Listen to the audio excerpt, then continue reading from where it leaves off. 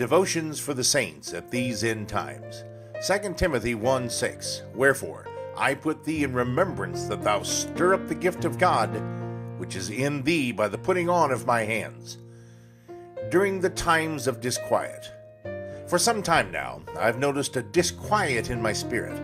I found myself restless and unable to find my normal equilibrium.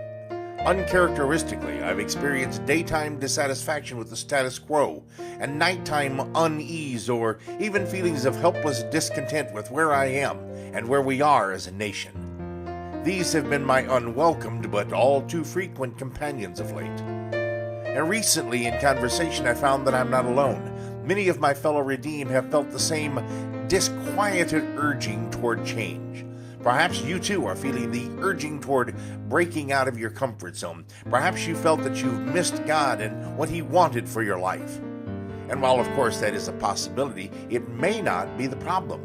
Perhaps your spirit is not disquieted because you have failed to be what you are destined to be, but because you have succeeded.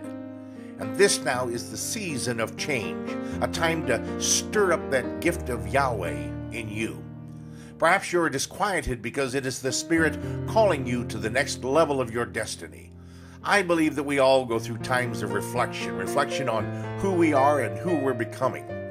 It is in this time of reflection that we can begin defining the boundaries of our calling and the perfecting of who we are in Yahweh. During this time, we both seek and hopefully move to surrender more of ourselves to Him, that more of His Son Yeshua might live through us. This is about sanctification. Sanctification, unfortunately, is often narrowly defined as refraining from sin, but sanctification, my friends, is so much more. Sanctification is about surrender.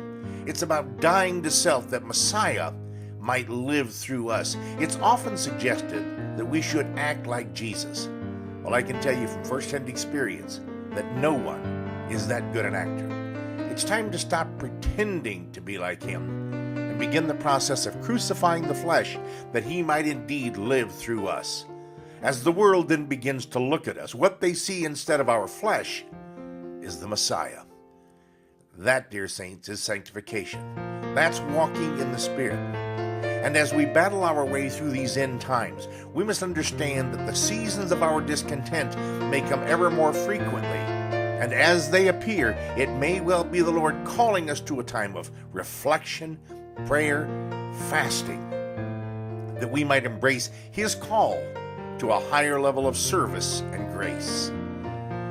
And so it is, ironically, that it is because of the disquiet in our spirits and the lack of peace in our soul that we recognize that it's only with a new commitment and a breaking out of our comfort zone that we will find that peace again that comes only through obedience and faith. Father, in all things, make us ever mindful that it is in these times of disquiet and restlessness that we can take peace in knowing that You are still with us, and that far from abandoning us, You are calling us ever closer to You through sanctification and the crucifixion of our flesh. We thank You that You have redeemed us by Your Son's atoning work, called us by Your Spirit, and claimed us as Your children. Amen and amen.